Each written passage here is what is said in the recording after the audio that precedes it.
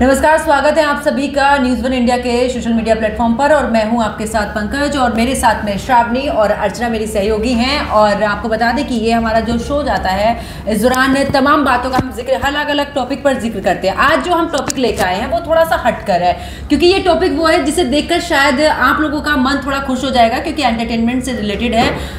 Big boss का हर किसी को इंतजार रहता है, क्यों श्रावणी? क्योंकि जब बिग बॉस शुरू होता है तो सबके मन में रहता है कि आखिरकार कौन कौन इस बार बिग बॉस में आने वाले हैं। और चर्चा इस बार बड़ी ही दिलचस्प है, क्योंकि जो अनिरुद्ध आचार्य हैं वो इस बार बिग बॉस में आ सकते हैं। हमेशा देखा है कि काफ़ी समय उनको कंट्रोवर्सी का हिस्सा भी वो रहे हैं, तमाम उनके जो बयान है वो भी सामने आते हैं और बड़े ही मतलब ऐसा लगता है कि कुछ ऐसे लोग जब आते हैं तो थोड़ा सा एंटरटेनमेट और ज़्यादा बढ़ जाता है।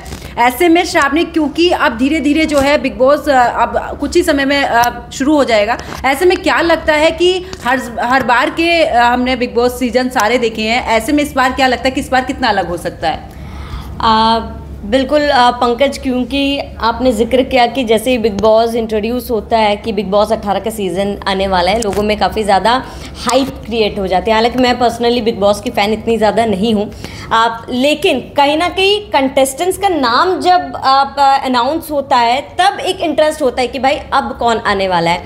हालांकि कभी कभार ये होता है, मतलब मैं पर्सनली अपने बारे में बता रही हूँ, कई बार एक पार्टिसिपेट क्लिक कर जाता है आपको, है ना, कि या फिर कोई एपिसोड जो है वो क्लिक कर जाता है, उसके बाद आप कंटिन्यू करते हैं उस चीज़ को लेकर। अनिरुद्ध आचार्य का आपने जिक्र किया है, उनके इतने तमाम मीम्स जो है वो वायरल हो रहे हैं आज के टाइम पे। उनसे ज़्यादा मुझे नहीं लगता कि कोई बाबा फिलहाल चर्चाओं में है।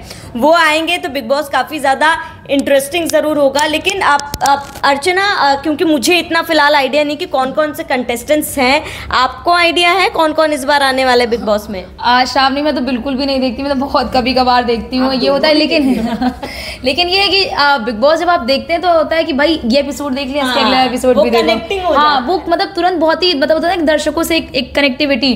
तो बिग बॉस बहुत ही रोमांचक होता है कि भाई आप खाना खाते समय बिग बॉस देख रहे हैं तो मतलब अच्छा ये लड़ रहे हैं, वो लड़ रहे हैं, कंट्रोवर्सी, ये वो एक दूसरे के साथ लड़ना झगड़ना, फिर अलग अलग इवेंट्स होते हैं तो मज़ा आता है। जैसा कि आपने जिक्र किया कि कंटेस्टेंट्स के कि कौन कौन आ रहा है, कौन कौन इसमें शामिल हो रहा है, ये बहुत इंटरेस्टिंग होता है। वाइल्ड कार्ड एंट्री किसकी हो रही है, कौन आ रहा है, कोई अब बड़े चेहरे आते हैं तो उसके बाद उसमें और बहुत भी ज़्यादा वो रोमांचक हो जाता है कि भाई देखो आप, क्योंकि जैसा आप लोग जिक्र कर रहे हैं कि इसकी शुरुआत होने वाली है तो एक बार फिर से दर्शकों का जो प्यार है वो बिग बॉस को भी मिलेगा, जो कंटेस्टेंट्स आएंगे उनको भी मिलेगा। तो मुझे लगता है कि इस बार का बिग बॉस भी बहुत ही धमाकेदार होने वाला है। कई बार आप देखती हैं श्रावणी कि कई सीजन तो ऐसे भी गए हैं कि लोग कहते हैं यार ये तो बिल्कुल फीका गया है, बिल्कुल मिर्च मसाला नहीं मिला, क्योंकि लोगों को चाहिए क्या वो मिर्च मसाला। और अर्चना, सबसे मेन होता है कि जो हमने पुराने भी देखे हैं उनमें से कुछ लोगों को ना एंट्री दी जाती है, वो मतलब उसका इतना खास हिस्सा नहीं होते हैं। जब थोड़ा सा लगता है कि अच्छा इसमें मिर्च मसाला नहीं मिल पा रहा, बीच में डालते हैं वाइल्ड कार्ड एंट्री। सावंत, मुझे नहीं लगता कि राखी सावंत शायद कोई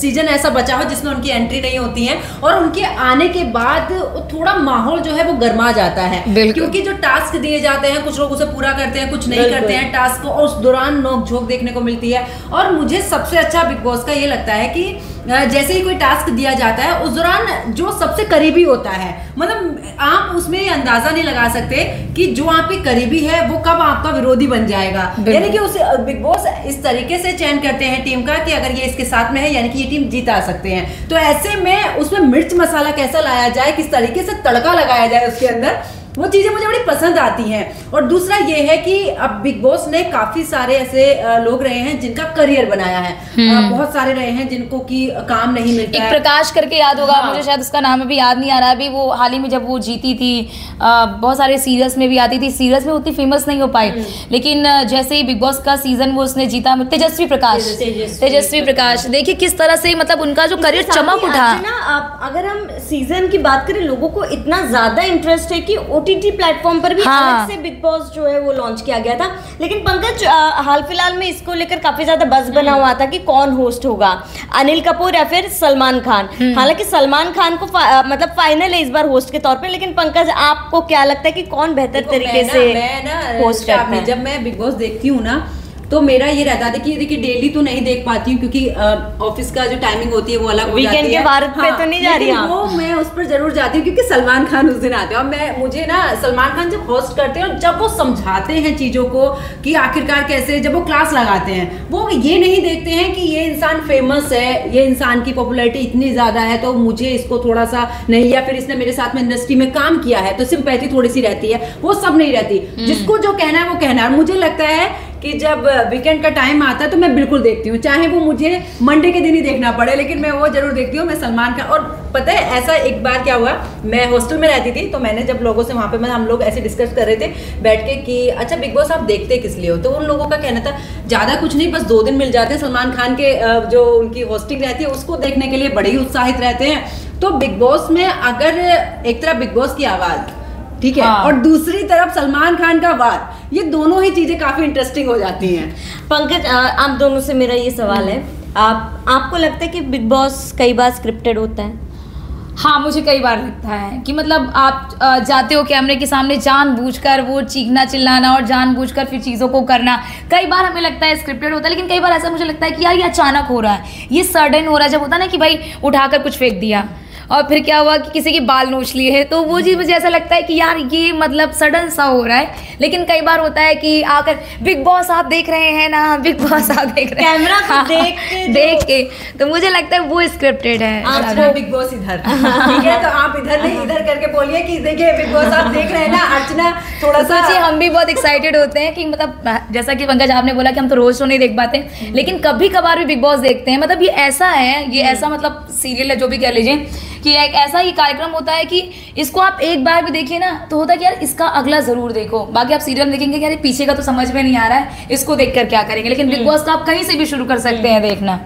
पंकज, आपको लगता है, क्योंकि आप तो फैन है मुझे लगता है, मुझे ना शाबनी कुछ जगहों पर लगता है जैसे कि अचानक से ना इंसान का बदल जाना, अगर कोई किसी के साथ में इतना क्लोज है कि वो उससे हर तरीके की बातें, अचानक से उसका बदल जाना, यानी कि अभी तक माहौल एकदम शांत है, हम सब एकदम शांति से बैठे हुए हैं, अपने अपने काम में है, वहां अचानक से जब टास्क किया कुछ ऐसा लगता है कि ये इंसान आपके साथ में था, ये अचानक से आपका विरोधी हो गया, वहां मुझे लगता है कि शायद उसके बाद, क्योंकि कुछ चीजें तो तस्वीरें देके दिखाई जाती हैं कि आपको ये टास्क दिया है, ये आपके क्लोज है, आपको इसको इस तरीके से पैनिक करना है ताकि चीजें पता चलेंगी कि इसके मन में क्या है। ये बिग बॉस की तरफ से कहा जाता है जब वो जो रूम होता है उसमें बुलाया जाता है। तो मुझे ऐसा लगता है कि वहां मुझे लगता है, लेकिन पूरा स्क्रिप्टेड हम नहीं कह सकते हैं, क्योंकि कभी कई बार क्या होता है, बुरा लगता है यार अब इसको लगता है बाहर करने वाले हैं, जब कोई फेवरेट होने वाले लगता है। स्क्रिप्टेड नहीं, मैं स्क्रिप्टेड तो होता है नो डाउट, ये मेरा भी मानना है कि कई सिचुएशन होते हैं, स्पेशली लव एंगल, लोगों को लगता है लव एंगल जानबूझ के मतलब आप देखेंगे हर सीजन में कोई कपल निकलते हैं और कई बार लड़ाइयाँ भी होती है, लेकिन कई बार मुझे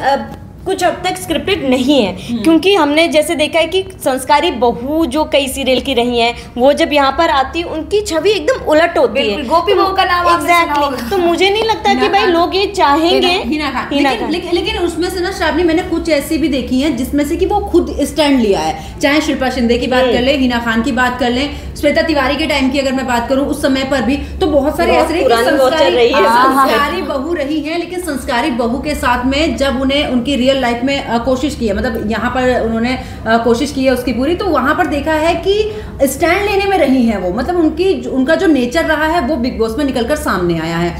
तो बिग बॉस में आखिरकार जिस तरीके से, क्योंकि हमने देखा है रियल लाइफ में कि आखिरकार क्या कुछ रहता है पर्दे पर और पर्दे के पीछे वो लोग कैसे हैं, ये बड़ा इंटरेस्टिंग रहता है, वो सब निकल कर आता है बिग बॉस में।